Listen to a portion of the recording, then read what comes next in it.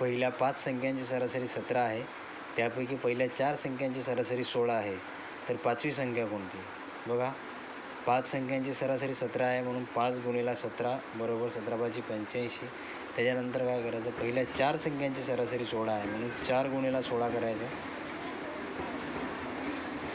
16 × 64. तर 5वी संख्या कोणती करायची? 5वी संख्या या दोघांचा वजाबाकी करायची. 5तून 4 गेले 1 राहिले, 8तून 6 गेले 2 राहिले.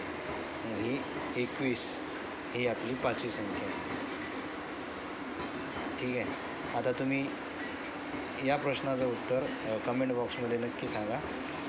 जर 8 संख्यांची सरासरी 19 आहे आणि त्याच्यानंतर पहिल्या 7 संख्यांची सरासरी 18 आहे, तर मग 8वी संख्या कोणती? याचं उत्तर कमेंट करा.